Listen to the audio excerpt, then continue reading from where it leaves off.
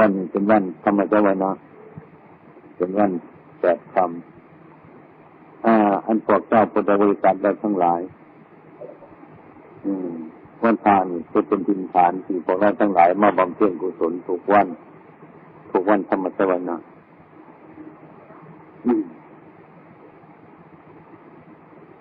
เบื้องต้นพวกให้ทั้งหลายนั่นเองถ้าการสั่งคุณงามก็มี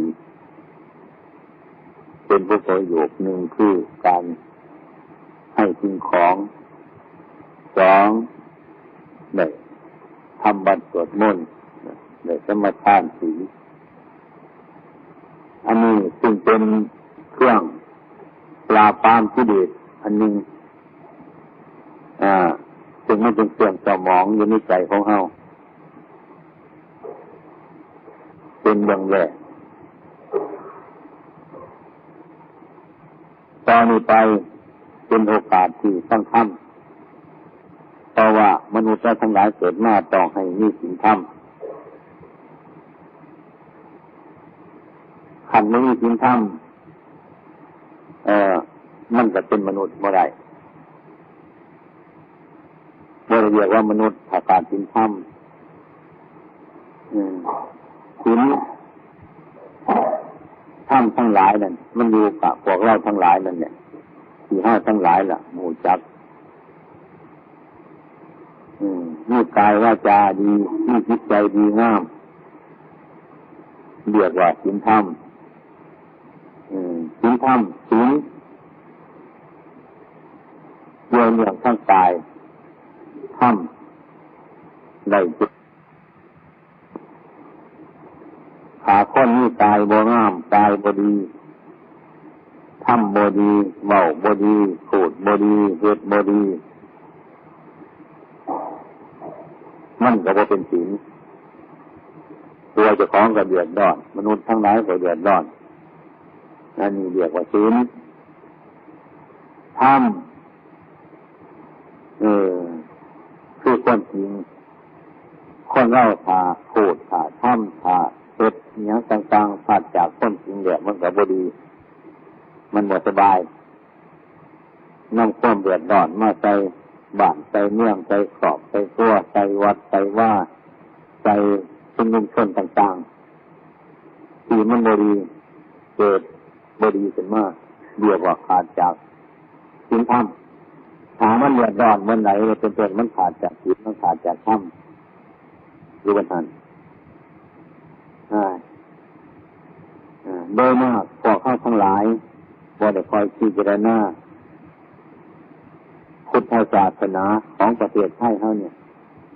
เป็นของธรรมให้เยือกให้เย็นให้พากันอยู่เย็นเป็นสุขสบาย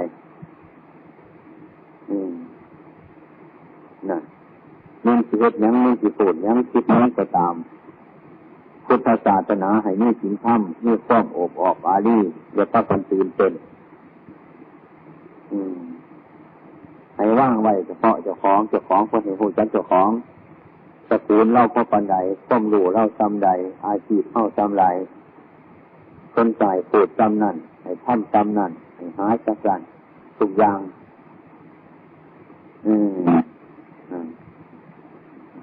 เมื่อหากว่าเราทั้งหลายแล้วพากันทำอยู่ในระบอบศีลธรรมเดี๋ยวพากันสบายถึงแม้ว่าบ้านเมืองมีครอบครัวนึงก็พากันอยู่เย็นเป็นสุขทุกวันนี้มันมีต้นเป็นหน่อยๆบ่หลายที่จะมองเห็นธรรมะมองเห็นพระพุทธศาสนาเลยมากมันบ่ค่อยรู้จักกันรุ่นน้อยรุ่นหลังยังมีศาสตร์ขาดไปจากศีลธรรมไปหลายพอว่าความหยุดหลงมันมาจับมาจูงไปหลายอย่างพวกลูกพวกเสียงพวกดินพวกรถอย่างนึงวนเท่าทุกวันนี่เขาจะพากันเห็นเป็นตัวอย่างการฝึกของลูกคุณวุฒิลูกหลานเขาแล้วพากันหลงพากันแดนไปเบิดทุกสิ่งทุกอย่างพากันเลื่อนตัวพากันบ่นก็ไปหาแต่ความทุกข์ความยากความลำบากความเดือดความร้อน ต่างๆจนกลัวมาถึงพวกข้าทั้งหลายลูกเต่าล้านเหรียญเท่าไงมาเอาไว้กันกระยากคือเหมือนแลนน้ำวัตถุแลนน้ำลูกแลนน้ำเสียงแลนน้ำกินแลนน้ำรสแลนน้ำผลสะพานธรรมารมณ์จนพอเมย์เบายากลำบากจนพอเมย์ถึงมีอำนาจสอนลูกสอนเต่า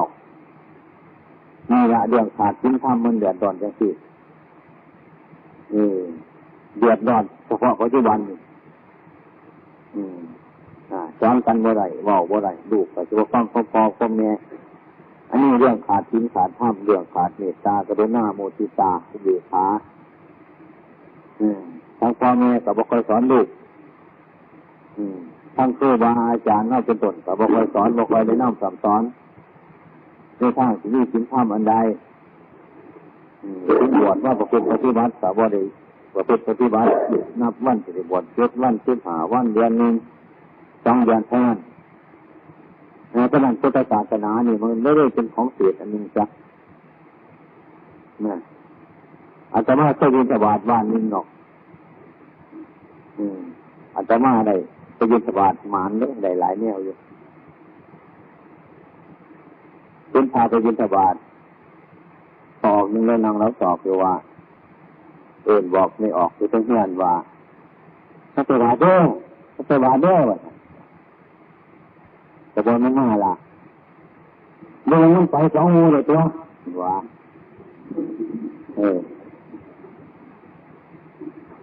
มันไป2 มือเลยตัวจ้ะจะมากันนางฟังอยู่งานไปต้องไปแล้วเรามีเรื่องหรอว่าสั่นเจ้าก็ใช้มีเรื่องหรอบอกตัวเราต่อไปเห็นว่า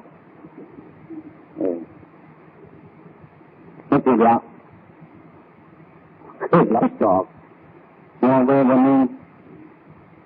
มาหน่อยไม่วนหลายเชื่อว่าอันนี้มันจะจับตัวมาได้หรอได้มาจนในบ้านแต่ก่อนวันนี้ที่หน่อยมันถ่ายร้าย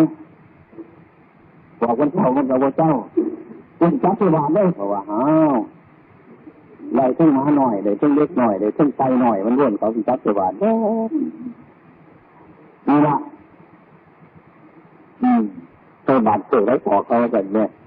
มันลดราคาเลยงานที่ได้นอกแต่ที่ไม่งานอย่างเกินตอนยิ่งตบาดหมานเนี่ยฟังไปที่คอยเนี่ยก็ได้เนี่ยนี่ละจะน่าสงสารอยู่หรอกว่ามันก็เนี่ยเขาจะจีบอกเพราะคนโมสุจักอย่างนอกว่าจะเป็นวันนี้ถือเราต่อไปว่าจังไงนาจีวาอยู่มันนาจีวามันอย่างนี้จีวาไปหันโดนหรอกเนี่ยนี่เดี๋ยวมันยิ่งข้ามของนี่เดี๋ยวที่จะน่าบนใจลายของเขาใจพระพุทธศาสนาใจเป็นง่ายที่ว่าให้ดูเจ้าล้านเหรียญเอาสอนเนี่ยที่ว่าจะไรบ่ให้มันเกิดความบุญร้ายเป็นที่ว่าจะไรไม่หวานไม่เนื่องไม่กินทานหวานสองเท่าก็ติดมันหมดตัวเดือนนี้มันหมด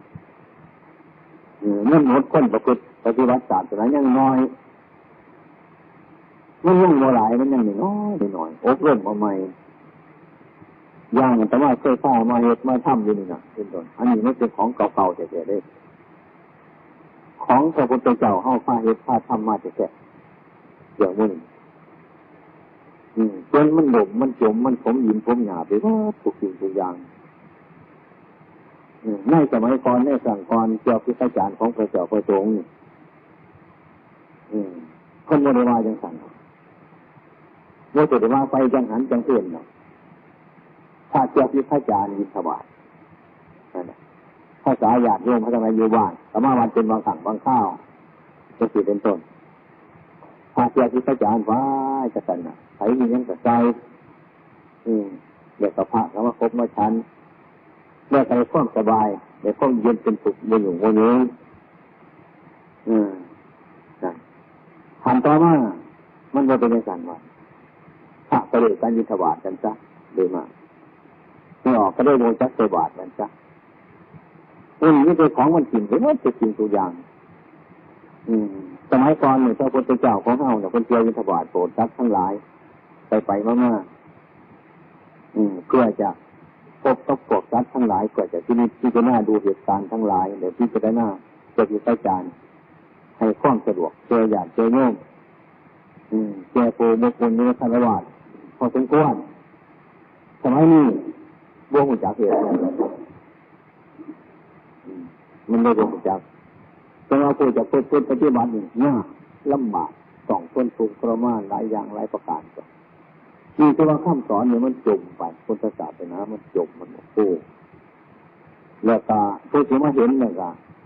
ก็ยากแต่ว่าในสมัยเนี่ยอาตมาเห็นว่านั่นคนมองเห็นธรรมได้ง่ายเหลือเกินคนมีปัญญามองเห็นธรรมได้ง่ายปฏิบัติธรรมได้ง่ายถ้าคนมีปัญญาถ้าคนไม่มีปัญญาถ้าจะให้รู้ให้กันทุกคนจังสิเฮ็ดน่ะบ่ได้บ่เป็นอันเขาดีเขาบ่ดีมันเป็นของปนกันคนที่มีปัญญาฟัดเขาดีฟัดเปลือกเขาออกนะในเขาบ่ดีมาใส่คนที่ไม่มีปัญญานี่สิพาให้เขานั่นบ่ดีจักเม็ดนั่นจังสิเอานั่นเดี๋ยวจะประสานโลดด้วยกันว่านี่เปลือกเขาแต่เราบ่ได้อยู่เลยบ่ได้กินได้ยึดได้อยากสมัยนี้คือกันคนนั้นก็ยังบ่เฮ็ดเขาก็ยังบ่เฮ็ดเขาก็ยังบ่ทำอันนั้นอันนี้ก็คือเป็นต้นเขาบ่มีศีลบ่มีธรรมเขาบ่เห็นเป็นอีหยังจังซี่นะ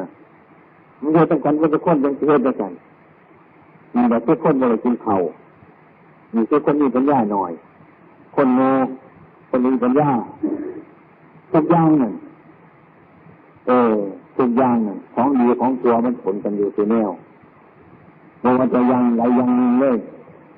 หอดพักน้ำทางหนาเห่าหอดหมากใหม่พ้นใหม่มันมีเปลือกมันมีเม็ดมันมีเนื้อ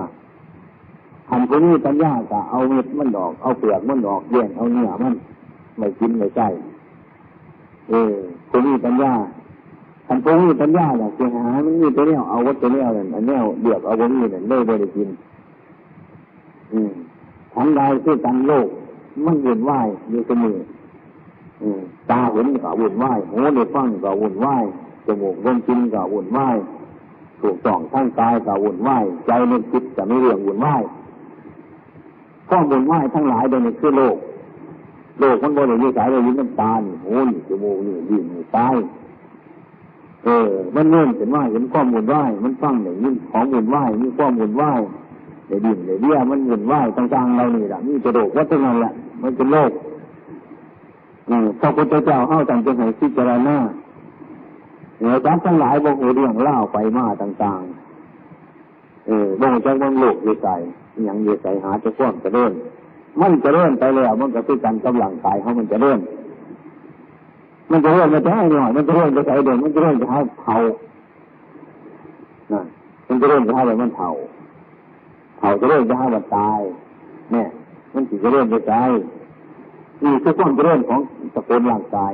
แต่ความจะเรื่องของโลกด้วยกันจะเรื่องถึงว่าจะคิดแบบเป็นต้นมันก็หลับมันบางคนจากวัฏสงสารไปได้แต่ถ้าผู้มีสภาพของเราแต่เนี่ยอยากจะไปยึดมั่นถือมันเลยอันใดเกิดมาเป็นมนุษย์มันคือกันหมดนั่นแหละคนยิ่งก็ดีคนใต้ก็ดีคนทุกข์ก็ดีคนเจนก็ดีนั่นคนมีโลกคนไม่มีโลกพูดเผาพูดเล่นไม่ก็คือกันถามมันคือกันมันคือกันนั่นคือกันนั่นมันเหมือนกันแต่จะเกิดมาคือกันไม่เบื้องต้นระยะกลางก็ค่อยแปรไปคือกันผลที่สุดเป็นต้นเรียกปลายเป็นเรื่องต่างตาตายรักษาได้ต้นไปอันนี้คือว่าคนมันคือกันเงินจะมีเงินจะตัวเงินจะเดือดหลับกันนี้แต่กลางนั้นดินนี่น้ำนี่ไฟนี่ลมเป็นพร้อมกันจามันเนี่ยลักษณะฉะนั้นผู้ที่มีศีลธรรมให้ที่จะได้หน้าว่าคนทั้งหลายคือกันมันจะอยู่ในคนในโลกก็ตามอยู่ใกล้กันก็ตามอยู่ไกลกันก็ตามเป็นสภาวะอันเดียวกันเหมือนกัน มนุษย์เจ้าทั้งหลายคือกันฉะนั้นท่านจึงว่าให้เบียดเบียนซึ่งกันและกันในความเบียดเบียนซึ่งกันและกันนี่นำทุกข์มาให้เฮาโมเมนต์สินธรรมประเภทใดก็ตามภาคอะไรก็ตามมันคือกันไอ้ความจริงมันคือกันกับไฟความจริงมันคือกันกับน้ำร้อนหรือความแข็งเป็นตัวอย่างนั่นคือความจริงมันเย็นไอ้ความแข็งที่มันเย็นเอาไข่เข้าไปจับกับความเย็นกับอาการคือกันเอาฝรั่งไปจับมันก็อาการเย็นมันก็จะคือกันเอาคนนั้นไปจับไปไหวไอ้ความเย็นนั่นมันจะปรากฏต้องปวดถูกต้องมันก็จะคือกันนี่คือมันคือความมันคือกันก็จะทั้งหลายมันคือกันมันโมเดลเรียนกันทั้งหลายจะว่าโยหันจะคอยว่าอยู่บ่แม่นก็จะคือความจริงมันเป็นในที่ทุกคนทุกเนี่ยทุกมุมฉะนั้นเราพูดถึงธรรมะเราพูดถึงธรรมอยากจะเข้าใจว่ามันอยู่บนใดบนหนึ่งมันอยู่ที่ตัวเฮานี่ละเรื่องศีลพอคือเรื่องปราบปรามทั้งหลายว่าให้มีโทษทั้งกายทั้งวาจาทั้งหมด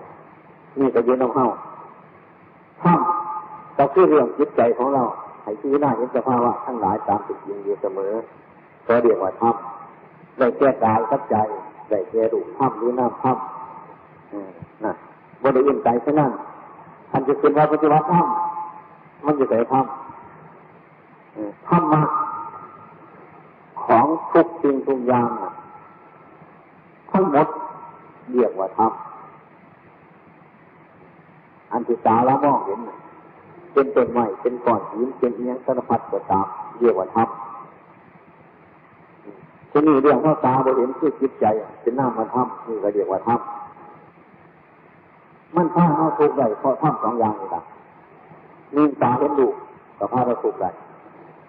สองบ่เห็นหยังคิดเอาซื่อๆก็ทุกข์ได้นี่ทำใจน้อยก็มองก็เพราะอันนี้เพราะบ่รู้ธรรมะทำใจเราเป็นต้นคล้องใจแต่เพราะเราเห็นธรรมะไอ้ความเป็นจริงธรรมะมันเป็นของต่างๆเป็นสภาพที่ต่างๆเป็นสภาพที่สม่ำเสมอเป็นสภาพที่ว่าให้โทษผู้ใดว่าได้ให้คุณผู้ใดไม่ให้โทษไหมเป็นเรื่องสบายเพราะได้ให้ผู้ใดไอ้พวกนี้มันเป็นสภาพอย่างต่างยังภูเขายังต้นไม้ยังแก้เขาวันสัตว์ว่าจริงอันไหนมันก็เป็นเพราะมันมีอย่างต่างมันบริเวณฟอกแต่ดอกผู้ใดปล่อยหายปล่อยดีปล่อยเขี้ยวปล่อยเด็ดมันบริวารนี่เป็นเรื่องเข้าบ่หูจักอันนั้นมันเป็นโลกธรรมเป็นการประพฤติธรรมปฏิบัติธรรมปฏิบัติอยู่บนใดปฏิบัติจริงที่มันมีอยู่เป็นอยู่นี่แหละยิ่งสามารถมองเห็นโลกมันเกิดความรักใคร่ขึ้นมามันเกิดความเกลียดขึ้นมาอันนั้นถามว่าเกิดความรักขึ้นมาถามว่าเกิดความเกลียดขึ้นมาความสร้างขึ้นมาจะสี่เป็นต้นอันนั้นแสดงธรรมเป็นมันเป็นโลกนั่นมันเป็นโลกจ้ะดีใจจะยื่นจะฟ้องจ้ะฉันว่าชอบกับเสียใจจะยื่นจะฟ้องจ้ะอันนั้นมันเป็นโลกของโลกมันเป็นโลกแล้วถ้าบริเท่าโลกทั้งหลายโลกทั้งหลายเนี่ยบริเป็นอย่างโลกมันเป็นเยอะจ้ะขณะการประพฤติธรรมะหรือปฏิบัติธรรมะบางคนก็ต้องไปขืนถ้ำไปหาถ้ำไปนั่นไปนี่ไอ้ก้อนจริงๆนั่นถ้ำมันมีอยู่แล้วไอ้ก้อนดีมีอยู่แล้วก้อนตัวมีอยู่แล้วมันอยู่ในกายเท่านี้อยู่ในใจเท่านี้ที่เรียกว่าศีลธรรมถ้าหากว่าเป็นศีลธรรมพี่น้องเราทั้งหลายจะพากันอยู่เย็นเป็นสุขบ่เบียดเบียนซึ่งกันและกันในบ้านนั่นในเมืองนั่นในเฮือนนั่นในตระกูลนั่นในชนบทอันนั้นจะเสียถามว่าคนดูจักศีลดูจักธรรมเป็นศีลเป็นธรรมเนี่ยสบายสมัยนี้มันเข้าตกไปเป็นสัตว์ว่าเคยเป็นมนุษย์ที่เดียวเป็นมนุษย์แต่มนุษย์มันมีศีลธรรมมีเทวธรรมเทวดาแต่มีเทวธรรมมีความละอายแต่มีความกลัวเป็นมนุษย์เราคือกันจะต้องมีศีลธรรมต้องมีศีลห้าศีลฉะนั้นไอ้ข้อมูลว่าทั้งหลายมันเกิดขึ้นมาเมื่อไรจนต้นศีลธรรมมันขาดไปมันบ่มีศีลบ่มีธรรมในการแนะนำคำสอนที่พระพุทธเจ้าให้คนสอน ถ้าหากว่าคนเราทั้งหลายมันโมเห็นจริงทั้งหลายดังนี้นี่เสื่อมโกปิดนี่ยังโกปิดไม่ไหวความเป็นอยู่ของเราเองความเข้าใจผิดความหลงความมึนเมาความเหนื่อยความเมาความเข้าใจว่าเขายังน้อยเขายังงงเขายังแข็งแรงจังสิด้วยความเข้าใจว่าเขาบ่มีโรคบ่มีไข้บ่ไข้บ่เจ็บเนี่ยหรือเรามีความเห็นว่าเราบ่ทันตายเราบ่ตายง่ายจังสิเป็นต้นต้องเห็นเจออย่างนี่แหละมันจะเสื่อมเขาผานปกจิตใจของพวกเราทั้งหลายคือว่าให้บรรลุคุณงามความดีได้ถ้าหากว่าเรายังน้อยยังงงจะสิเป็นต้นขันข้อมก็ไม่เป็นในข้อมนึกอย่างข้อมคิดอย่างนี้อยู่เสมอในสันดานของเจ้าของเป็นคนโมยาเป็นคนโมกลัวเป็นคนโมจะโตกระเตื้อเป็นคนดื้อเป็นคนโดงว่าหากว่าเขาเห็นเป็นอย่างสิคือเป็นเด็กที่แนวหาคนก็ได้หาทับก็ได้ตีคนก็ได้เหยียดเยียนคนก็ได้โกรธก็ได้ทุกอย่างโกหกตอแหลอันใดนักพอใจว่าเรานุ่มมีกำลังแข็งแรงเป็นต้นนะตอนที่สองถ้าหากเราเข้าใจว่าเรายังนุ่มโมเท่าโมมีโรคโรคบ่มีเจ้าสิข้อก็เป็นสิ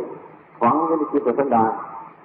จะเป็นเหตุให้เราดื้อล่าเรื่องวันเทิงเหยียดเยียนสัตว์เหยียดเยียนมนุษย์เหยียดเยียนในป่านาสาวเขากลัวเนี่ยมีผลที่มันเกิดขึ้นมาผลที่สามเข้าใจว่าเราบ่ตายง่ายพวกมันบ่ตายง่ายอันนี้ก็เป็นเหตุให้เราประมาทเช่นกันเป็นยังไงทุกแง่ทุกมุมถ้าเราเข้าใจสัตว์เครื่องเห็นยิ่งความเห็นทั้งหลายมันคิดทำบ่ไหวบ่เห็นความเกิดบ่เห็นความแก่บ่เห็นความตายบ่เห็นอนิจจังทุกขังอนัตตาพวกเราทั้งหลายจริงเข้ากันนี่ความประมาทเป็นอยู่ในความประมาท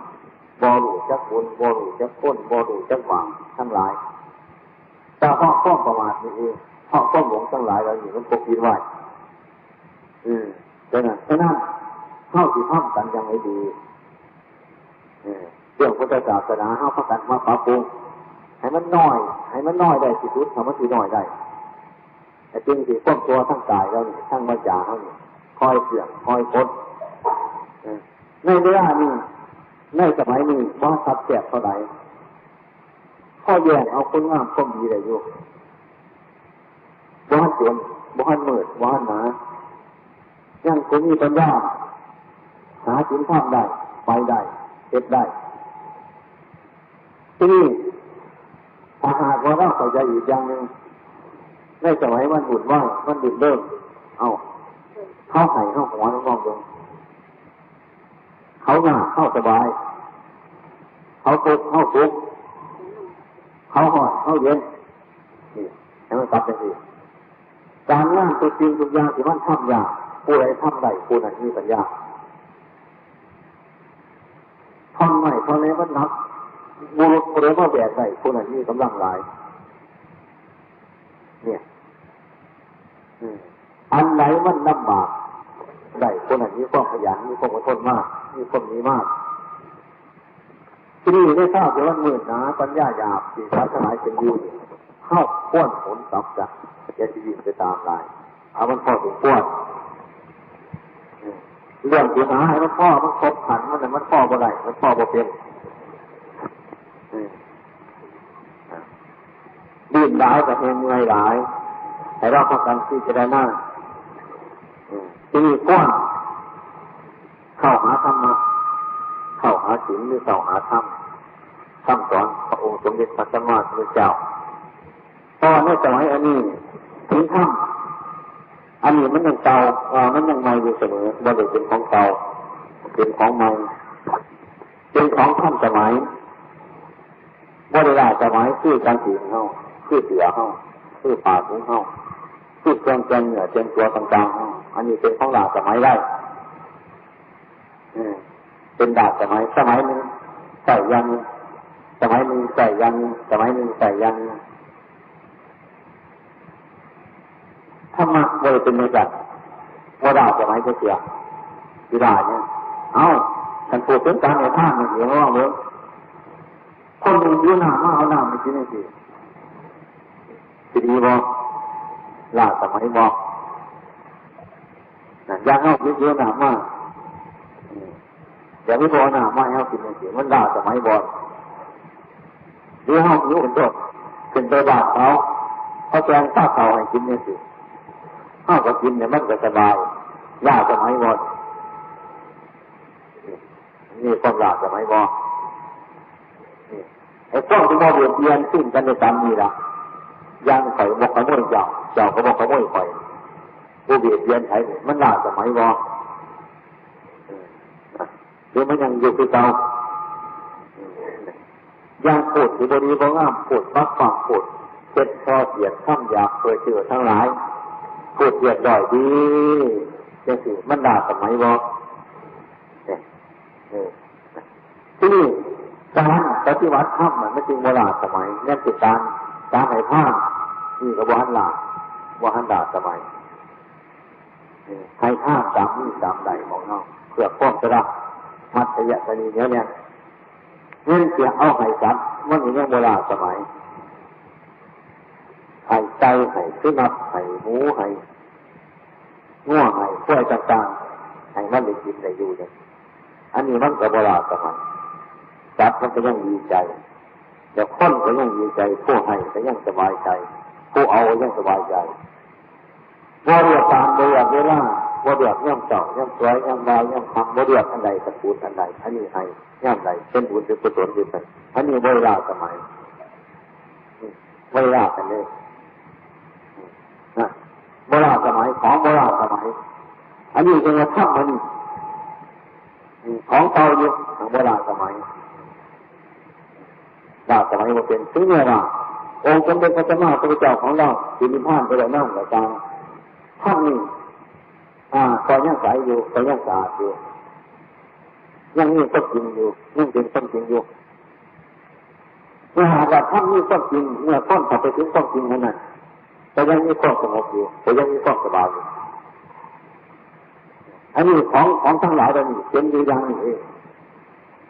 ที่เรียกว่าต้องดีทั้งหลายนะมันก็ยังบ่ถึงต้องดีของมันอยู่จังซั่นคือการศึกษาตัวมันก็ถึงต้องเที่ยงของมันเงินจะตกอยู่วันนี้มันก็ยังเที่ยงของมันอยู่จังซั่นมันรักษาความเที่ยงมันไว้ไอ้ต้องดีที่พระพุทธศาสนาของเราสอนว่าทำดีเลยดีต้องดีอันนี้การรักษาความดีของมันอยู่มันเสียรักษาความเที่ยง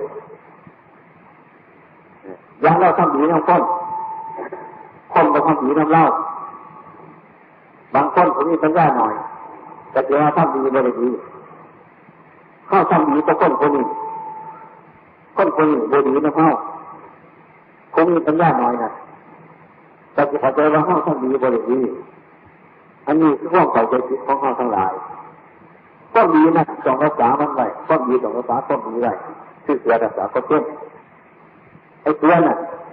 มันจะเอาไปหยอดไปให้กระซังมันต้องเต้นของมันอย่างไรไม่จะเอาใจไฟมันกระโดดติดความเต้นมันจะเอาใจน้ำมันกระโดดติดความเต้นมันไอ้ความเต้นมันนี่อยู่ไม่จะเอาอะไรบนนกมันกระโดดติดความเต้นมันใช้ตัวมันเต้นมันก็เต้นของมันอยู่นั่นเนี่ยใช้ว่ามันจางเราแต่เนี่ยใช้ว่ามันก็เต้นมันก็ติเต้นของมันอยู่อันใดอันนั้นคือเรือมันรักษาความเต้นมันใหม่มันเป็นสิ่งของเงาของเห็นมันก็เต้นของมันอยู่อย่างแรกต้องฟ้องก็เยอะสุดต้องฟ้องให้มันดีมันบริคนที่ถูกมันที่ดูถูกก็สั่งก็ได้ผู้ที่เราจะให้กับอย่างว่าถ้ามีบริดีแต่ความจริงมันมีอยู่เลยนี่เรื่องเขาว่าห้องมันเรื่องของเขาเนี่ยเรื่องเขาดูถูกเข้าไปสุดแต่เรื่องของเขาเนี่ยอย่างเราต้องดีก็เขาหรือมันดีอยู่ไม่ใช่ที่เราบริมันก็ดีอยู่ไม่ใช่ที่ฟังเขาว่ามันก็ดีอยู่ไม่ใช่ที่ว่าฟังมันก็ดีอยู่คือเกิดไอ้ใครจะกินมันก็เที่ยงอยู่บ่กินมันก็เที่ยงอยู่เห็นว่ามันรักษาความเที่ยงมันแบบไอ้พวกนี้อยู่ที่การฉันใดมันดีอยู่กันนะอันนี้คือธรรมะเป็นหนึ่งในของเก่าโบราณสมัยเสียเพราะในคนสมัยโบราณสมัย ฉะนั้นคำสอนของพระพุทธเจ้าของเราเป็นเครื่องบริสุทธิ์เป็นของบริสุทธิ์ผุดผ่องสะอาดโมมีวันสิ้นแต่เพราะว่าครับหรือโอวาทที่ท่านแสดงมาหรืออธิบายมันนะเป็นวาจาหรือเป็นโอวาทที่ไม่มีใครขัดแย้งใดไม่มีขัดแย้งใดไม่มีใครขัดแย้งใดมันเป็นข้ามจริงมันเป็นข้ามตรงไปตรงมาจริงๆอันนั้นมันจึงเป็นข้ามสอนที่ตายตัวขนาดจัดดูว่าให้มันยัดเติมหรือให้เอาออกอยู่บ่ได้ตัวอยู่บ่เป็นเป็นอย่างนี้เป็นอย่างนั้นเพราะว่ามันดีเลยดีเลยสุปฏิปันโนปฏิบัติก็ดีนั่นทำไปดีเลยทำไปดีคือมันดีแล้วคือกันครับของตัวจริงตัวอย่างดีเป็นต้นว่าอาหารเราทำดีแล้วพอดีแล้วปราศจากความผิดต้องเข้มแล้วมันพอดีคือทั้งหลายอันมันพอดีแล้วเป็นยังไงมันก็ดีเพราะมันพอดีแล้วเดี๋ยวนี้เขาอีกมันก็ไม่ได้เอาเขาคือมันพอดีแล้วเดี๋ยวนี้ออกอีกตรงนี้เนี่ยออกเพราะมันพอดีแล้วนะคือกันกับในพวกเราทำแกงถามมันพอดีแล้วเป็นต้นก่อนยุดบ่มีภาพมันนี้เอาเพิ่มอีกแต่บ่มีที่เอาออกอีกก็บ่ได้นี่คือของมันพอดีแต่แม่ตัวโพธิชราประเทศกลางเราต้องยึดต้องเปลี่ยนแปลงน่ะบ่มีบ่ได้ต่ออีกบ่เป็นอันนั้นคือของพอดีคือของมันดีแล้วไม่ใครจะเป็นว่าปรุงมันได้ชั้นใดก็ชั้นนั้นคือกันอย่างพระพุทธศาสนาของเราจะสอนอนิจจาวัฏสังขาราอุปาทวายะธรรมิโนอุปจิตตวานิรุตันติเตสังอุปสมุทโภอนิจจาวัฏสังขาราสังขารทั้งหลายที่เป็นดุเป็นหน้าเรานั่งอยู่ไปมาอยู่หาอยู่หาถึงที่คนได้รับนี่เดียวสังขารเป็นของโมเทียมนะเป็นว่าอนิจจาวัฏสังขาราอุปาทวายะธรรมิโนนี่ต้องเกิดขึ้นบางเกิดแต่นี้รับไปเตสังอุปสมุทโภถ้าเขาไปสู่สังขารมันเป็นสุขสงบนี่อันนี้แต่วันนี้เนี่ยเสียงอนิจจาวัฏสังขาราสังขารทั้งหลายสัตว์ก็ดีต้นไม้พวกเขาเหล่ากาก็ดีมนุษย์ก็ดีคนเฒ่าก็ดีคนลุงก็ดีคนหนุ่มคนใหญ่ก็ดีคนโจรเสียชีก็ตรงที่ก็ดีนะอนิจจาวัฏสังขารานี่เป็นวันเป็นของโมเทียงวัดทั้งนั้นเอาเสียงคนนึงก็มีนี่ท่านจะไหนอยู่ท่านจะไหนทุกอย่างเพราะท่านกัตรู้ท่านพระพุทธเจ้าแจ้งตามเป็นจริงจริงมันเป็นของโมเทียงจริงๆบอกโมเทียงเอาเบิ้งเป็นใครสิเทียงอยู่ตรงนี้แนวหมันตรงนี้เนี่ยเทียงทั้งกายกับโมเทียงทั้งจิตใจกับโมเทียงมันเป็นของโมเนบนอนจะเสือทั้งกายเอาตาเอามันเทียงบอกหูเอาเทียงบอกเนื้อหนังเอามันเทียงบอกเจสาโลมาเอามันเทียงบอกเครื่องปั้นเอามันเทียงบอกนี่เทียงบอกมันแปรไปมันเปลี่ยนไปมันอยู่สภาพภาวะนี่เชื่อว่ามันบ่เที่ยงนี่เดี๋ยวข้ามสอนภาษาศาสนาเป็นบริสุทธิ์จริงๆเสียงบ่ได้เสียงบ่ได้ท่านอยู่ทุกสมัยไม่ใช่เกิดว่าในสมัยใดเขาโรดแก่โรดเจ็บโรดบ่ได้อยู่อันนี้แต่เสียงมันเสียงคนเดินก็บ่ได้มันเสียงบ่ได้ทำจริงว่าแต่ว่าเหตุบ่ได้มันบ่หมันบ่เสียงกันมันบ่เป็นของเฮามันเป็นสังขารนั่นเป็นว่าอย่าติดเชื้อมันทำร้ายเป็นว่าอย่าติดถือมันทำร้ายถือว่าตัวโง่ก็อย่าถือทำร้ายถือว่าตัวฉลาดก็อย่าถือทำร้ายถือว่าตัวมีก็อย่าถือร้ายถือว่าตัวทุกข์ก็อย่าถือร้ายถือว่าตัวน้อยก็อย่าถือร้ายถือว่าตัวใหญ่ก็อย่าถือร้ายถือว่าตัวฉลาดตัวโง่ก็อย่าถือมันร้ายให้เบิ่งมันจะของบทเรียนฉลาดแต่ทำโง่ก็นี่โง่ก็ฉลาดก็นี่เศรษฐีตับจนก็นี่นะคนจนตับจนคนด้อยก็นี่นะให้อดอเดียนว่า3-4บ่ตายก็นี่นะนะใคร2 ชั่วโมง7 ชั่วโมงเดียวตายก็นี่นั่นมันเป็นของโมเนนอนจริงๆอันนี้ก็เป็นความจริงอันนี้เป็นสัจธรรมอันนี้ มีเรื่องต่างๆนี่จะเป็นของจริงกันอยู่กับท่านสมัยเย็นเลยนี่จะเป็นของเสียงอยู่หน้าเรื่องหน้าที่เป็นหน้ายาสังขารมันแปรปรวนไปตามธรรมชาติมันใช้จะให้กระจางใช้จะหัวกระตามให้จะดีใจหน่อยใจเสียใจต้องปล่อยกระจางไปเลยบอกว่าจ้าเนี่ยเขาตายถึงอนิจจาวัฏสังขาราเนี่ยสังขารทางใดหมดยังเพราะมันเป็นการพ้นหันขึ้นมาเกิดหรอกให้พ้นเป็นนี่เรื่องเนี่ยมันหมดยังของเขาเนี่ยเนี่ยมันหมดยังอุปาทวะยาสมิโนนี่ก็เกิดขึ้นแล้วนี่เป็นที่ยอมรับไปเกิดขึ้นมาแล้วหาอยู่หากินไปซ้อนๆไปรับไปเอาที่สังเกตว่าจะบรับมันจะนี่บ่ยังขายได้เจ้าพญาหน้าเมืองจ้างในบ่นี่อำนาจบาสนาเอาไว้ได้บ่มึงยังขายจะเอาได้นี่คือความจริงคือสัจธรรมเอาไปเมื่อไหร่นี่มันเนี่ยเจอสังโมปาตโมสุโขเอาทั้งหลายมาที่เจรณาจ้าเขาไปสงบมันจ้าสังขารอยู่คนมาให้เบิ่งมันนี่งั้นก็ให้รู้เท่าทันมันจ้าอย่าจะไปยึดมันเป็นลื่นตัวเจ้าของอย่าไปเสียมันเป็นลื่นตัวเจ้าของแล้วของมันเป็นอย่างนี้ข้างนอกเขาไปเห็นด้วยนะเบื้องต้นใหม่พวกเขารับตามันเงื่อนมันสร้างให้มีเป็นตัวแล้วจะมันจะเป็นตัวเป็นไปอันเท็จเป็นกระนี้เป็นวานเหลี่ยมากกระนี้เป็นเหลี่ยมากลุ่มกระนี้โมหมากไฟไหมกระนี้ย่อมพัดไปกระนี้ทุกอย่างมันเป็นของโมเดลนอนจังอย่างนี่เรียกว่าอนิจจาเมื่อหากว่าพ้นตายมันหมดยังเอาไปวันสกุลน่ะเอาฝ่ายไปผูกข้ออ่อนอนิจจาวัฏสังขารให้เห็นสาเป็นอย่างที่ตั้งตายอยู่เป็นอย่างที่ตั้งวางตายเป็นอย่างที่อดีตจะเป็นมาอย่างนี้ปัจจุบันจะเป็นอยู่อย่างนี้อนาคตจะเป็นอย่างที่ให้เราพัฒนาที่เจริญนะว่าที่หน้าเห็นแล้วถอนมาเล่าออกจากอันแน่ถอนมาของเราออกจากหันษาถอนหลักถอนยศถอนสนเสริญเรื่องไปยึดเรื่องไปหมายไปหมันมั่นเจนมันเป็นทุกข์เจนมันเป็นดอกเจนมันลำบากพระพุทธเจ้าคนสอนแก้มันก็ได้เราแก้มันเป็นอย่างนี้อย่างนี้อันนี้เป็นอย่างนี้อันนั้นเป็นอย่างไรมันไม่ต้องเป็นเจ้ามันก็เป็นเองอันนี้เป็นอย่างอื่นไปเลยเรื่องจงทำตามกับแก้ไปมันเป็นอย่างนี้เงินไทยจะเอาไปทั้งไหนได้เงินปกติเงินมีทองมีทรัพย์สมบัติมันเกี่ยวกับส่วนยินของอีกไปทางไหนมันเป็นอย่างนี้มันหอจะได้มีมันเยี่ยมจะได้มีมันลงไปทั้งไหนเนี่ยถ้าหากว่าเราคนหาหัวเราคิดจะให้จะต้องไปอยู่กันสบายนี่พอมีเนนี่ดูนี่เต่านี่อยากนี่ป้องกันเข้าจะเบิดอิสาพยาบาทกัน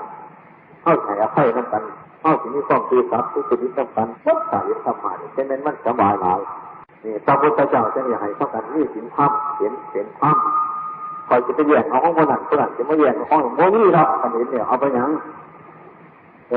เอาไปยังไงเรื่องไผ่เรื่องวันก็เดือดได้สบายกันสงบระงับเนี่ยอันนั้นก็ว่าอนิจจาวัฏสังขาราอันเห็นอย่างมันสบายว่าไปยึดมันถือมันเนี่ยทีนี้ถามว่าจริงทั้งหลายมันเป็นสังขารทั้งหมดอย่างสี่แล้วมันจะเป็นอย่างนี้อดีตก็จะเป็นอย่างนี้อนาคตก็จะเป็นอย่างนี้แต่แค่ปัจจุบันมันก็เป็นอย่างนี้แล้วพื้นก็จะคือเฮากับตัวพื้นทุกคนเป็นอย่างนี้เห็นเป็นเอโกทั้งหมดทำก่อนเดียวกันอย่างนี้ลูกพ่อเดียวกันแม่เดียวกันเป็นอย่างเกิดอย่างแก่อย่างเจ็บอย่างตายนั่นถึงได้คิดนั่นกังวลนี่ในบ้านไหนเมืองไหนในจักรวาลนี่ก็คือดังเยอะอยู่นี่ใช่จีไห่กับพ่อคนนั้นนี่ใช่จีหัวกับพ่อคนนั้นนี่ใช่จีไห่จะใช่กับพ่อคนนั้นแกว่ามนุษย์ทั้งหลายมันมีเสื่อมปกปิดตัวบ้าเนี่ยเห็นว่าเราโดนเห็นว่าเราไม่โดนเห็นว่าเราไม่ตายจะสิมันเป็นภาพกันเปลี่ยนมันเป็นภาพกันแดนกูเย็นมึงเย็นกูแย่เงินหยาบแย่เงินลำบากหลายมีป้อมหลงง่ายแล้วผมติดตัวเนี่ยจะที่ต่อว่าจะไปทางไหนนั่นมาอย่างไรไปอย่างนั้นผักเป็นตาว่ามาอย่างไรไปอย่างนั้นมาจากไหนมาเกิดมาจากไหนไปอย่างจัดไม่ได้เอาอย่างมาแต่ว่าเกิดไม่ได้เอาอย่างมานี่เป็นเหนือใจกายคนอื่นมาไม่ได้หอบอย่างมามีเกี่ยวเวลาเขามาปัจจัยกับไปที่เตา ไปคล้องเตานะไปคล้องเตาหันไม่ได้ไปเปลี่ยนไม้หรือไปเปลี่ยนเตาหันเปลี่ยนไม่ได้เอาอย่างมากแต่ไปก็ไม่ได้เอาอย่างไปหันเนี่ยกราบอยู่วัดบาทไม่ได้เอาอย่าง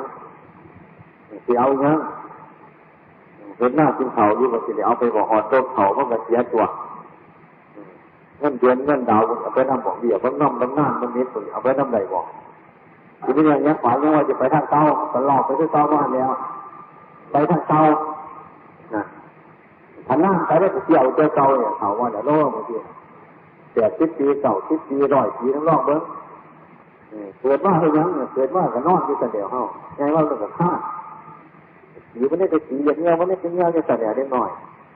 เมื่อเท้าถึง80 80 90 100 ปีบางทีอ่ะนี่ก็ที่เตาเนี่ยวันนี้ข้ามที่เตาเนี่ย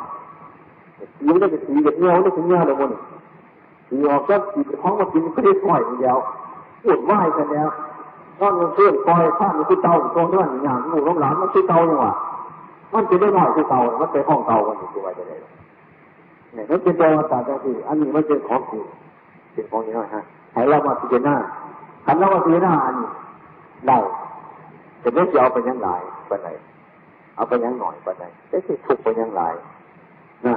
มันก็เลยต้องห่วงในข้อพิจารณาเมื่อโลกโกรธหลงเกิดขึ้นว่าเล่ากับสิบันเท่าโน้นเราถือว่าได้เมาเราถือว่าได้เมาเห็นว่าเนี่ยนมมันก็ตายจนเนี่ยมันมีโรคมันจะเป็นสิ่งไหนจะใส่กับโลกมันจะยากเห็นว่าเราตายมันไม่ยากเลยตายไม่ได้จะเป็นตัวจะย่อยยังไงที่หน้าดียังไงมันก็โลกุกินเท่าแต่พอเห็นว่าเราเป็นหน่อยเป็นนุ่มเนี่ยนะมันก็ไปกันใหญ่แต่ว่าหมดแก่เห็นว่าเราไม่รู้มันก็ไปกันใหญ่เห็นว่าเราตายถึงมันแค่พวกที่ใหญ่เนี่ยเป็นยังไงหาคนก็ได้กดคนก็ได้รักท้องก็ได้เห็นยังไงวัตถุยังอะไรหามันตกยินเนี่ยมันเป็นสินี่น่าเข้าศีลธรรมะสลับดูน้ำกันใครมันนี่ศีลธรรมทั้งกายทั้งวาจาเข้าปฏิบัติอยู่น้ำบาดน้ำเงื่อนเอานั่นให้พระกันนี่คนอยู่จึงจะเบียดเบียนซึ่งกันและกันนี่แต่นี่ต้องทุกข้ออยู่อย่างพุทธทั้งหลายธรรมะให้นี่ก็จริงนี่ท่านเรียกว่าศีลธรรมพอถึงก็ว่าละโลกอันนี้ไปนะพอถึงก็ว่าละโลกอันนี้ไปคือหมายความว่านี่รถกระดูกจักแก่รถแปลงรถดูจักสอบรถอย่างที่มันก็พ่ออยู่แล้วเรียกว่าศีลธรรมว่ามันเป็นซีโร่ตัวเองนะมันเกิดตัวโมจากหน้ามันเกิดตัวโมจากเอาไปจนโมโมดูเรื่องดูเล่ามันก็ยากนั่นทั้งฐานต่างกันกำหนดใจมันดูจะเรื่องของมันดูจะจริงสิแก่ไขมันจะจัดดูจะขัดดูจะสีดูจะรักษา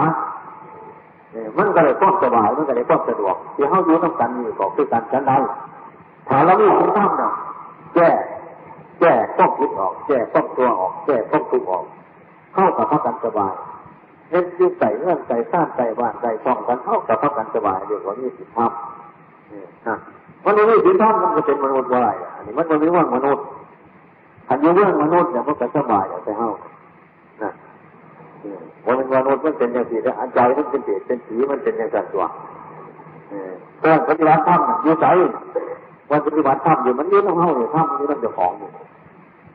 ให้พระกันเห็นอย่างสี่แต่พระกันโง่อย่างสี่แต่จะเห็นดอกมันอยู่ไปเรื่อยๆเคยทานก็ว่า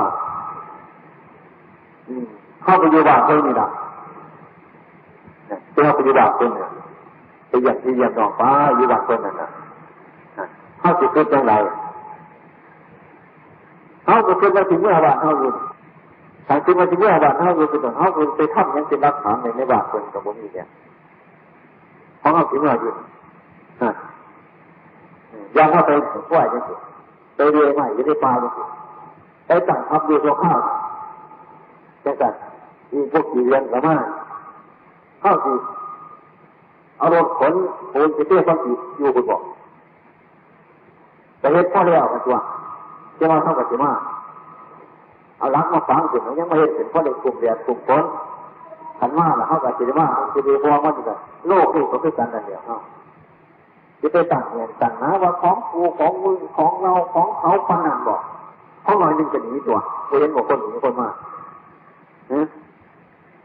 ใส่ยังคนหนีคนมาเพราะว่าจะโมเห็นไม่จะโมโหจักมันไปมันนึงว่าเจอกันกูเห็นน่ะว่าน้ำมันหายน้ำมันจะว่าวันนั้นเดียวเพราะว่ากันเดินบอกเจอกันตัวหายเจอกันมีเรื่องภายนอกเขาก็เห็นมีเรื่องภายในจิตของเขาคือใจของเขานักเรียนก็คือเอาทุกข์ไม่ใช่เจ้าของนักเรียนก็คือเอาข้อเสียไว้ไม่ใช่เจ้าของเมื่อนี้ดีมืออื่นหายมันเป็นยุคขนาดตัวยุคขนาดวันไหนมันพ่อวันไหนมันแมนเด็กบอกปู่ย่าตายายเอาไปจากไหนมันก็พ่อกันนะที่ตาว่าเท่ากันหลายเท่ากันนี่สินทรัพย์สมบูรณ์เนี่ยเท่ากันสิเท่ากันสิหลักรวยไปห้าเนี่ยจะเท่ากันสบายจะเท่ากันเย็นเป็นสุขนะพอมันทุกข์ยังวันทุกข์ยิ่งงานยิ่งเป็นหมอวันนั่งคนมันมีหลายมันจะมีความทุกข์อย่างนั้นอันนี้กับมันโมเมนต์อื่นเลยมีร่างในทุกข์ทุกข์ยิ่งเนี่ยขมาทุกข์ยิ่งสิปัญญาอันมันดูเท่าทั้งหลายอันคนใหญ่มาได้หลายน่ะแล้วมันจะทุกข์คนโมเมนต์มันเพิ่มทุกข์คนโมมีมันกระทุกข์คนนี้มันกระทุกข์เอื้อทุกข์จะว่าจังไงจะเป็นนิดหน่อยครับเป็นเรื่องทุกข์กันจะไม่ได้เป็นยังแต่เรามีให้นอนเนี่ยกระโดดจะก็หายเงี้ยวอยู่หันตัวตีก็ใส่เนาะตีอยู่หันเงี้ยวที่ยังทุกข์เป็นยังเงี้ยวก็ใส่เงี้ยวโดดตัวมันจะมาทุกข์กันอ่ะหน้าก็สะอาดไอ้ตัวมันก้อนมันยังทุกข์มันยังหายอยู่มันจะยังมันจะทุกข์ก็เป็นแต่ว่าตัวนี้ไปว่าเพื่อนจะบอกเอาเนี่ยไปกันแล้วมันไม่ได้ทุกข์มันไม่ได้หายอยู่แต่ว่าจะไหน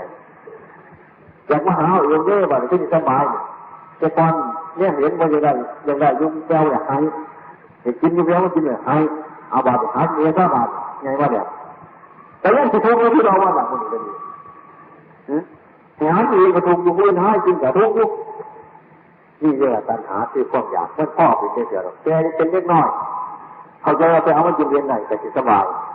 ย่างก็ได้จิตสบายแต่ย่างก็ได้เอาอะไรแล้วมันก็ยังว่าสบายอยู่คือเก่ามันเป็นยังต้องยินแรงก็ต้องอากาศตัวมันยังว่าท่านมันมีปัญหาจะว่าจะไหนนี่วันไหนมันถูกวันไหนมันถูกวันไหนมันสะดวกวันนี้เราก็มันจะสั่นเนี่ยนั่นนอกจากปัญญาของเราจะก็ดูสอบดูพอสอบเพราะการที่จะหน้าเราเห็นเนี่ยเดี๋ยวมาขนาดนี้หลายว่าแต่มันจะถูกมันจะสบายมันโมเมนต์ได้เป็นองค์ประธานได้เรื่องใดเรื่องนี้เรื่องห้างเรื่องดีต่างๆแต่คอยยึดไปตามประภาพของเราละมันไปว่างมันไปคอยทับมันไปอย่ายึดอย่าหมายมันเพราะอะไรจำไหนมันก็ได้จำมันได้เอาเนี่ยอันนี้จะทุกยิงอันนี้คันใดยศว่ากับยิงยศที่เดียวคันใดยศว่ายิงยศโดยหลักมากกับยิงหลักยิงสิ่งยิงของน่ะยิงยศยิงเขาใจซื้อให้นะแต่ห้ายศน่ะเขาไปยิงมันอยู่ยิงมันซื้อเนี่ยอาศัยมันอยู่น่ะปัญหามันหักมันกระทบเคลื่อนคนละตาคนเดียวรักมันหักน่ะยศมันหักน่ะแต่ไม่ยืนในหน้าเขาไม่ติดต้นหน้าตัวเขาไปยิงเดี๋ยวมันนี่ไปยิงยศที่กันเนี่ยปัญหายศหายไปก็ตายไปยิงหลาบปัญหาหลาบมันหายไปมันก็ตายมันมายิงเด็ดทำมาพระศาสดาสัตว์ว่าลีลามีทุกข์อามิตรทุกข์ทุกข์ยิงอามิตรลีลามีทุกข์ทุกข์ยิงอามิตรให้ดูเท่ามันจะไปยิงมันเนี่ยให้อาศัยมันให้จะใส่มันขนาดไหนมันจะอื่นใส่อย่างไรใส่เฮาอันนี้มันถือว่าอยู่หรอกมันเห็นมาอยู่ว่าหนังโบเปลี่ยนโบไปใส่เฮาอันนี้เรื่องที่จะได้หน้าและตะปักคนจะให้เข้าเหตุไปที่ข้ามไปเข้าจะหาเอาก้อนจะพกอะไรนะละอะไรว่าเว้นว่าเข้าสิเอากายนี่ละมันนี้ไปดอกเข้าให้เอาใจเนี่ยเบิ่งมันให้มันเกิดปัญญาละมันที่มันมีอยู่เป็นอยู่นั่นละนี่ละให้เบิ่งละนี่ยศให้เบิ่งยศนี่ชีวิตเป็นที่อยู่นี่ตายเบิ่งเข้าตายง่ายดอกว่าตายง่ายดอกได้สิไปวางมันมือเดือดของเข้าให้เจ้าพ่ออันไหนอันนั้นไม่เป็นทุกข์เป็นโทษเอาละมันไปให้เขาไปย่างเขาไปปฏิบัติไปหรือเรียกว่าจิตธรรมแต่ชีวิตถ้าท่านหลายมันกับโบนั่งยังหรอกมันก็เป็นตัวหมดเห็นดีตัวนะปู่ย่าตายายเขาไปจังไหนพ่อแม่เขาไปจังไหนหมดมันก็เปลี่ยนกันไปจังสี่เรื่อยๆไปทางนี้ด่าเป็นต้น ที่เราอาศัยอยู่น่ะมันไปไหนแน่มาจากไหนแน่มันก็เป็นเรื่องของมันจังนั่นเรียกว่าอนิจจาวัฏสังขารามันเป็นของบ่ใหม่มันเป็นของบ่เที่ยงอุปาทวะยะธรรมิโนอุปจิตตวะมิสิเตจังอุปสมโมสุขเมื่อมันเกิดเนี่ยมันก็รับไปเสื่อมไปสิบไปโบชาผู้ใดเป็นธรรมดาคือเมนโมนั่นแหละฮะมันไหลมันสิฟังผู้ใดมันสิที่ใดจะบอกมันสิเป็นหอดจะบอกจะสิถึงมันไหลเลยบอกมันไหลลงไปในน้ำโขงคนเดียวสังขารเป็นสิ่งที่สันแล้วก็ไหลไปที่น้ำนี่แหละมันสิฟังผู้ใดไปก้อนขาดุไปก้อนขาล้างไปก้อนขาพ่อไปก้อนขาแม่ไปก้อน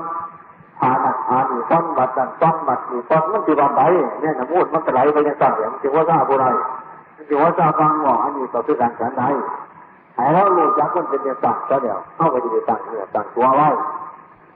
ต่อหาธรรมะธรรมโมไว้ก็มีอย่างหายเข้าไปยังสั่งเรื่องปฏิบัติเรื่องปฏิบัติธรรมอันนี้เป็นโอกาสของพวกเราทั้งหลายอันเนี้ยนี่สิริกินที่อยู่พยายามที่จะเข้าหาธรรมะธรรมโมนี่พวกทุกข์กายสบายใจในสองข้างนอกมันเป็นยังไงจะเห็นอย่างจะเป็นโยกนั่นนี่คือพระกันหลงนี่คือพระกันเลื่อนแต่พระกันเข้าหาจิตหาธรรมหาทุกข์ในปัจจุบันนี้เราต้องคิดในปัจจุบันนี้อันนี้เราจะเห็นว่ามันเห็นในอนาคตในอนาคตนะเห็นเรื่องนี้แล้วทำบุญคุณทานได้เห็นเรื่องนี้เห็นเรื่องนี้ในปัจจุบันอันนี้เนี่ยปัจจุบันหน้าธรรมะที่จะหน้าเป็นโอปนัยกับธรรมในปัจจุบันอันนี้เราพักกันฟังเนี่ยไปที่จะหน้านี่ยังไงที่จะหน้าอันนั้นอันใดมันหักอันใดจะให้เขาเจ้าว่ามีได้มันจะถูกร้ายอันใดหักอันใดทางมันเสียแต่เจ้าใดอันนี้เจ้าใดเนี่ยถูกมันตรายให้ที่เวลาหน้าสิ่งของก็ดีถูกเจ้าร้านเดินก็ดีมันจิตก็ได้มันหักก็ได้ร้ายแบบนั้นละตัวตาตาน้ำใครเส้นทั้งย่ามันเป็นคนเดียวเขาหนีมันเป็นยังไงไม่ออกเอาตั้งมือลูกก็ขุดข้างบนเขาบอกมีบ้านต้องเป็นเนี่ยหนูไม่เห็นต้องเป็นเนี่ยจะนั่งเจ้าของก็สาบเจ้าของเจ้าเนี่ยเนาะเจ้าสาบถือพระได้แต่ว่านี่เลยเฮ็ดเป็นหยังมันจังบ่ไปเป็นหยังมันจังบ่ไปมันจังบ่หูมันจังบ่เห็นมันจังบ่เห็นเหตุเห็นผลเป็นหยังมันเหตุบ่ถือมันเหตุบ่จริงเรื่องปฏิบัติแล้วแต่มันถือเลยไม่จริงมึงรู้ห้อยเอาซะที่รอบมือเอาโลภเกิดขึ้นมาโกรธเกิดขึ้นมาหลงยังเกิดขึ้นมาเอาอันจะเสียน้ำใจมันจะสิเอาเสียแต่มันผ้าบุ๋ยปากบุ๋ยข้อจะบุ๋ยนะมันผ้าสิ่งจะคนไหนบุ๋ยจะสิ่งแล้วมันจะหายมันหายใจมันคมมันอยู่หันนี่ว่าหารยังว่าฝึกจังสิเด้อนะครับยังเนี่ยกันเนี่ยเอาว่าแต่ว่าดอกหายไม่ออกขาวอยู่เนี่ยแต่มาบวชเดี๋ยวยามลูกคนนั้นยามร้านคนนี้ไม่เคยไม่เก่าอย่างกับบรรทุกโง่ไม่เก่าอย่างเงี้ยแต่พอมาละไปยังล่ะจนเขาออกลูกทุกคนตัวแต่เขาออกลูกนี่ว้ายเป็นถึงถ้าคนออกลูกยังสิมันจะทนมาโลกอีกด้วยเมื่อวันที่ยังเป็นพอจะร้องจะมาว่าเนี่ยเป็นแค่ยืนอยู่ตัวเนี่ยมันก็ได้จิตเด่นจังกันเว้ยเข้านะแต่เดี่ยงเข้ามาแล้วเขาก็จิดึงเขาได้แม่เว้ยเขาเคยออกกันที่ตัวลูก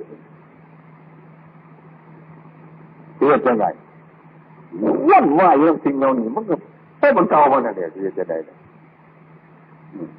นั่นตายมันตัดไปแน่บวชเข้ามาเนี่ยมันจำเป็นจำไปพอควรเนี่ยตัวเสียที่คือบวชนี่มันบ่ได้แล้วบุญนี่เว้ยไม่เห็นมันเสื่อมมันโทษมันจะมาเสียอย่างบุญนี่ขันจะหายขึ้นกระโดดจะเสียเลยขันโดดขึ้นว่ากระโดดจะเสียตัวนั้นเดี๋ยวมันก็ห้องมันเก่ามันจะเป็นอย่างนั้นนั่นเข้าต้องอดต้องการจริงที่มันจำเป็นจะให้มันจำเป็นจะกันแต่ว่าปฏิบัติขันเคยบ่ถือแต่มันบ่ถือหรอกนั่นเจ็บนั่นไข่กับปฏิบัติบ่ได้เงินบกเก็บบกไข่แต่ฆ่าบกเก็บบกไข่เลยคนเดียวท่านพูดที่ฆ่าว่าเข้านี้ฉันอยู่ดีไม่แห้งกันฆ่าอยู่ดีไม่แห้งกันนะที่ฆ่าเนี่ยแต่มาเคยสังเกตจากของนี่หรอก แต่โมเก็บโมไข่อยู่ดีไม่แย่หนูขึ้นกี่ขาดโมเก็บเนี่ยแต่มาเก็บโมไข่มาว่าจะเห็นโมได้ยี่ดาโมนี่ก็ดีโมเก็บโมไข่จะเห็นโมได้นี่กี่ขาดเนี่ยคนประมาณนักปฏิบัติเท่าไปเท่าเต๋อแต่แหงที่หน้าเขาบอกเอ้ามันเก็บมันไข่มาสังขารมันเป็นไปไก่แห้งที่หน้ามันนักมันแหงก็เดี๋ยวมูเนี่ยจะเอาด้วยกันกันเดียวให้มันมีเครื่องหมายปฏิบัตินั่นบวชที่นี่นั่นมันก็บ่ได้ได้ว่าเป็นบวชเขามาแต่มันได้บุญโดดบ่แมนให้พี่เจริญหน้าเอ้าฮัดมันน้อยว่าเรื่องสังขารนี่ว่าเรื่องทุกข์ว่าเรื่องโทษนี่ว้าวแล้วไปคุยวิโรจน์จอแจกันเรื่องอื่น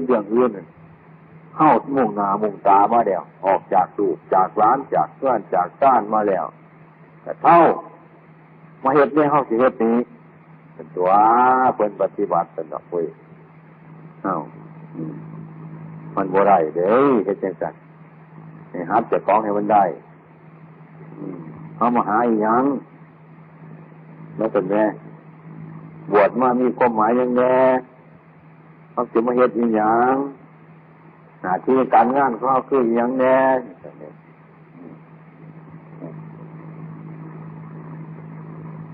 แต่มาหายรู้ไม่ออกว่าเท่านี้ใครในจะน้อย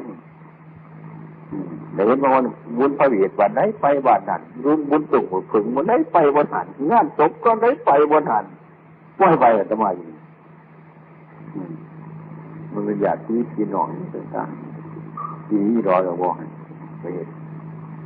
จะไปเอาบุญพระเวทบ้านนั้นก็ไปบ้านนี้ก็ไปบุญว่าอยู่ห้องมันนั่นว่าไม่ได้ดอกบุญเจ้าเห็นมัน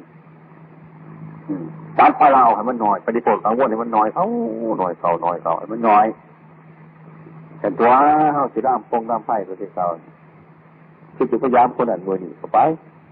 คือจะพยายามคนนั้นยืนก็ไปถ้ายามเป็นกระดูกเป็นร้านยามเป็นก้นที่จังสันเมื่อยามจะของจะเสียน